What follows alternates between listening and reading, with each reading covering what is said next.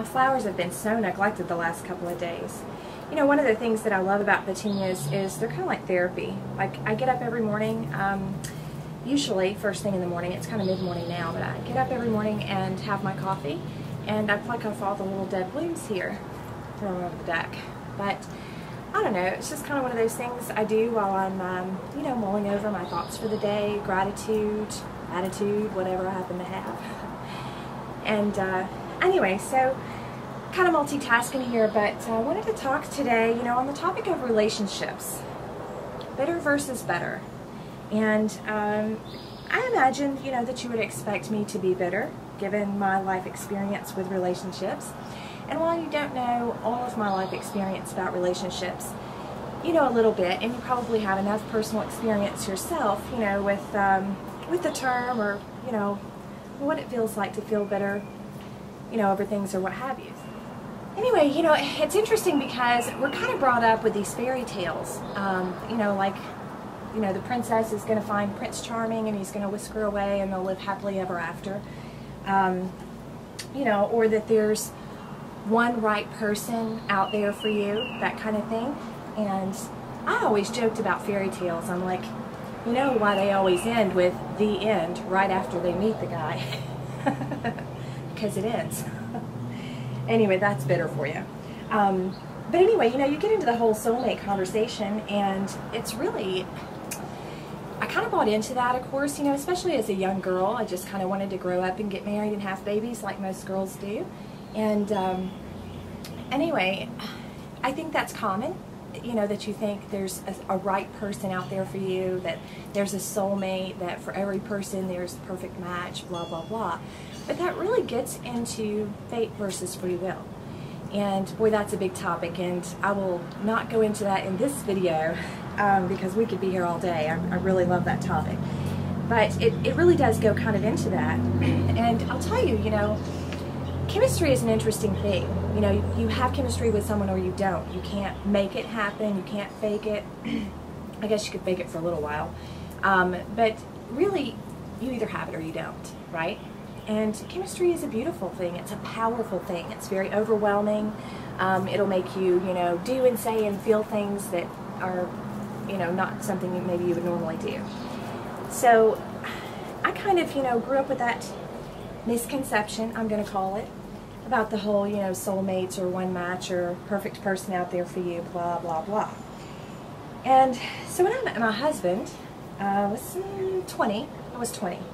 And it was one of those, you know, magical, beautiful, this is my soulmate, this is meant to be, this was fate kind of things. Of course, I was, like I said, young and naive. Anyway, you know what, in the next video I'll tell you the story of how I met my husband, because it is quite an interesting story. But for now, sticking to the topic, better versus bitter. We were married for 6 years, and it was kind of a tough marriage, you know, and it ended very unexpectedly. I really didn't see it coming, and that was 12 years ago next month. And for the last, you know, for years, I guess I should say, after, you know, my divorce, I thought, well, that was my soulmate, you know, right? And so I didn't really experience that level of chemistry with anyone else, you know, if I went out on a couple of dates, or even if I dated someone for, you know, kind of extended period of time. And that kind of confirmed that feeling, you know, like he was the one, I had it, it happened, be happy about it, whatever. And then, you know, a few years ago, and I don't know how many years ago it was now, 2, 3, 4, 5, maybe, I'm not really sure. Maybe 4 years ago. I met someone, and I had that same chemistry that I had when I was 20, when I met my husband. And it was beautiful. It was mutual this time, which was a good thing. It's always good when the chemistry is mutual, right? One-sided relationships are no fun at all. At any rate, so it was a good thing, and I mean, it was probably a good, you know, 8 or 9 years after my divorce. So that's, you know, that's a long time to be single, almost a decade. And then I thought, you know, this was worth the wait. Well, that only lasted about 2.5 months. There you go for pair bonding and short duration, except we didn't share that much food. But anyway, I think the relationship in total lasted 5 months, but the good part lasted 2.5. And so as things go, so like my shirt, can you see it? I made it myself. Anyway, so back to the topic. Where was I? This poor plant. So neglected. So yeah, so then when that relationship ended, I was devastated.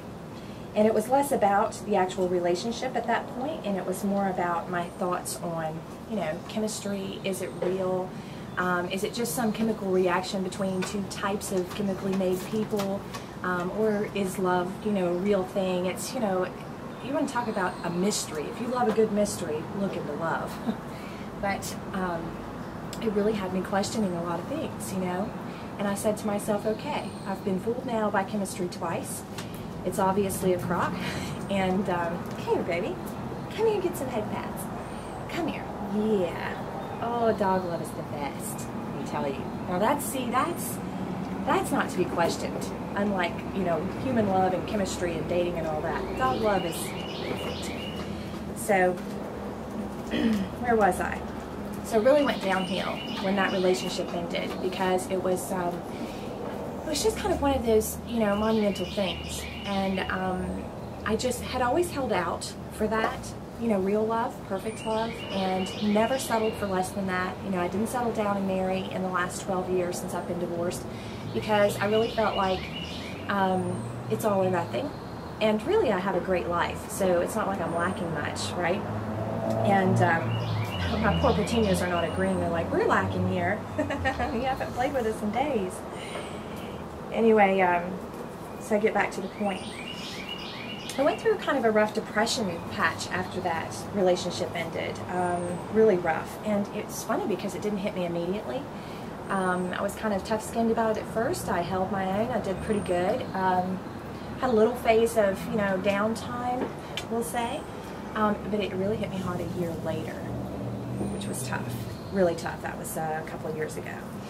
And so then anyway, you know, you guys know the story about the plumber, and we dated for 2 years, and we didn't have chemistry.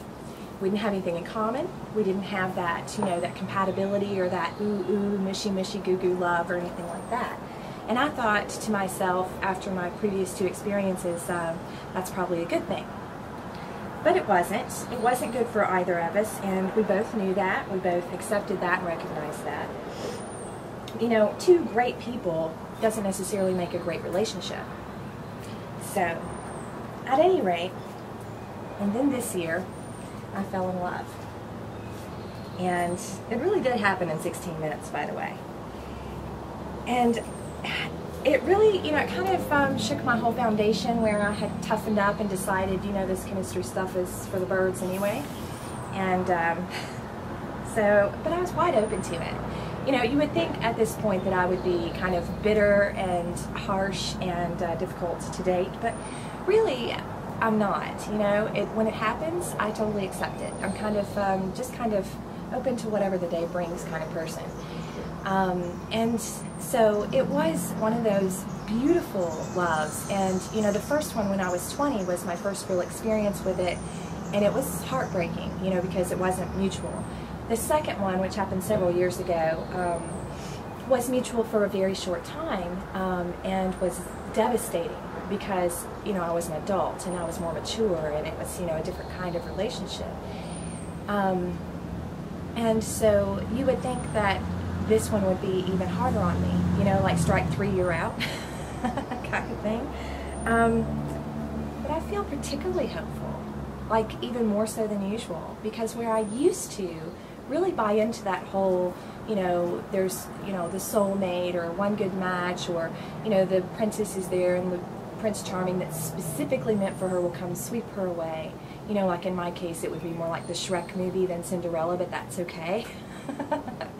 Anyway, I just realized that's not the case. And I don't believe in fate anymore. You know, I kind of went through this whole transition in my late 20s over fate versus free will. Really struggled with it, really studied it, both from a religious perspective and from a quantum physics perspective. And like I said, we won't dig into that because it's one of those topics. I now know there are a lot of wonderful people out there. There are a lot of wonderful things to experience in life. It's not all wrapped up in one person or one experience or one big thing that's supposed to magically happen to you like in the fairy tales. And it's okay if you have a fairy tale and it has a the end on the last page. And then, of course, that's why they make the whole series for people like me.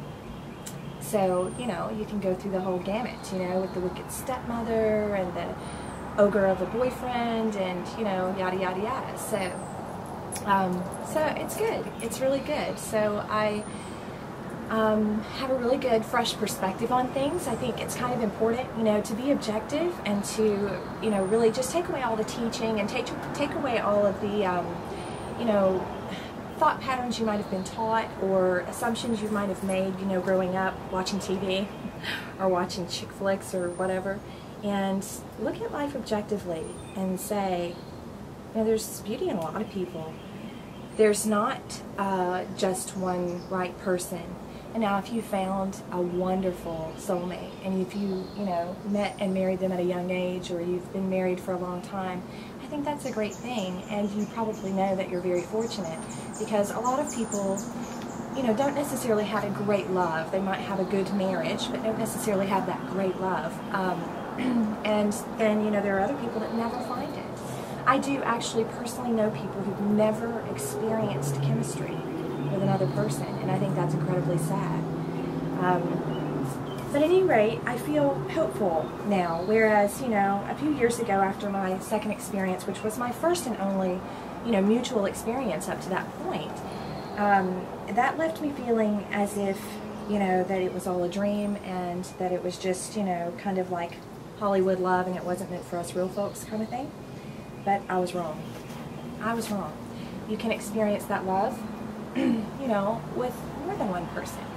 You know, and if you don't believe you can love more than one person equally in your lifetime, ask anyone who has more than one child.